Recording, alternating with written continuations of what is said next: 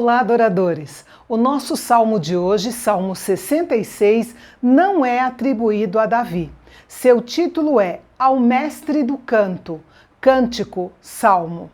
Como nós vimos no vídeo passado, ele foi composto para ser cantado ou simplesmente falado ou recitado, como nós fazemos nos nossos cultos. No salmo anterior, nós vimos a natureza louvando ao Senhor. Aqui, o salmista exorta todas as nações gentias a louvarem a Deus por aquilo que ele fez pelo seu povo Israel. Isso porque, por meio de Israel, o Senhor trouxe a verdade e a salvação para os gentios. É um salmo missionário que mostra que o propósito de Deus é que todas as nações creiam nele e o adorem. O salmista entendia que Deus não era apenas Deus do povo de Israel, mas também o Deus de toda a terra. Por isso, ele chama a todos para cantar louvores ao Senhor. Nos versículos 3 e 4, o salmista dá orientações práticas de como louvar a Deus, dizendo especificamente o que deve ser dito. Claro que ele não quis passar a ideia de um louvor mecânico ou insensível, mas apenas nortear os corações que realmente desejavam louvar a Deus, mas que não sabiam como fazê-lo. O salmista sugere que eles comecem pensando na grandeza da sua criação, depois nos livramentos e então reconhecendo o seu grande poder em fazer essas obras impressionantes. E eu quero chamar sua atenção para a frase "Eles cantarão louvores ao teu nome". No pensamento dos antigos judeus, o nome era mais do que uma palavra, era um identificador verdadeiro, uma indicação de caráter. Ou seja, este é o louvor de quem conhece algo da natureza e do caráter de Deus. A adoração verdadeira não apenas louva a Deus como Senhor de todas as coisas, mas torna-se perfumada por alguma medida de conhecimento do seu nome ou do seu caráter. Deus não seria adorado como um Deus desconhecido. Alguma coisa se conhece dele antes de uma adoração genuína e verdadeira. O versículo 5 passa a ideia de que o salmista pega as pessoas pela mão e as conduz para que vejam as estupendas obras de Deus. Ele descreve algumas delas, lembrando, por exemplo, de como Deus mostrou o seu poder ao abrir o Mar Vermelho e o Rio Jordão para o seu povo passar. O salmista poderia ter escolhido qualquer coisa para descrever as obras de Deus, mas escolheu dois eventos que mostravam como Deus participa dos assuntos humanos. O Deus de todo o poder não é um Deus observador passivo, mas é um participante ativo. Ao dizer "ali nos alegramos nele", ele se inclui, se identificando com Israel centenas de anos antes do seu tempo, como se ele estivesse lá. Note que a obra de Deus nunca é ultrapassada. É tudo uma revelação de suas atividades eternas. Ele é aquilo que sempre foi. Ele faz aquilo que sempre fez. Portanto, a fé pode se alimentar de todos os relatos dos tempos antigos e esperar a repetição de tudo o que essa história contém. E um detalhe muito importante que foi ressaltado pelo salmista, no versículo 7, é que os olhos do Senhor observam todas as nações. Diante disso, se rebelar contra ele é tolice. Exaltar-se contra ele é loucura.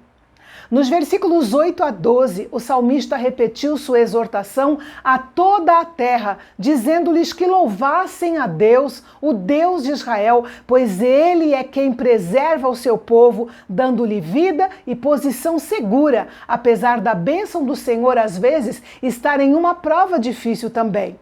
E para ilustrar, o salmista usou algumas imagens, mostrando que Deus permitiu que os inimigos de Israel os usassem como escravos e como animais de carga, conforme o profeta Isaías deixou claro para nós.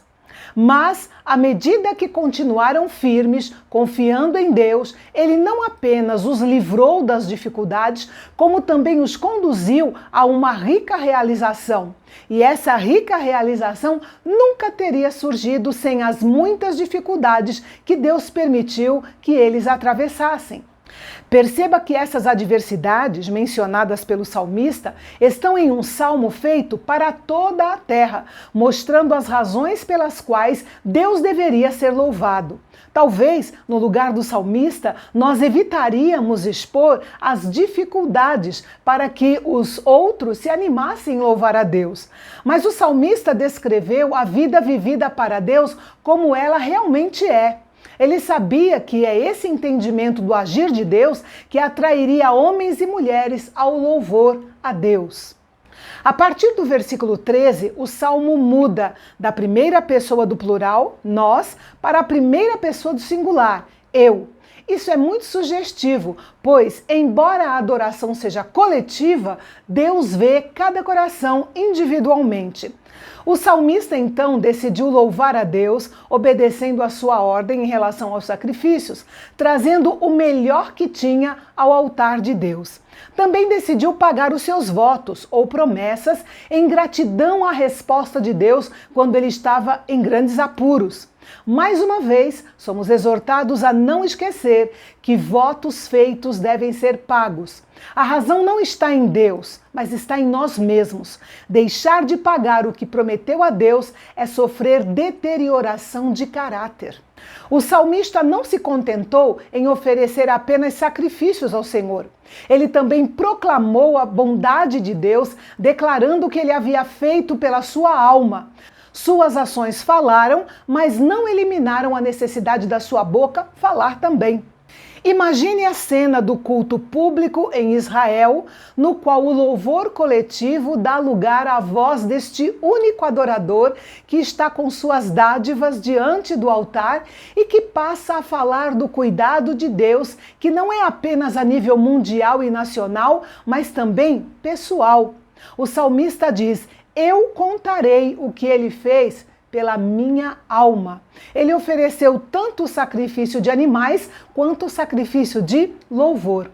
Quando o Senhor faz algo maravilhoso por nós, devemos compartilhar. Assim podemos ajudar a fortalecer a fé uns dos outros.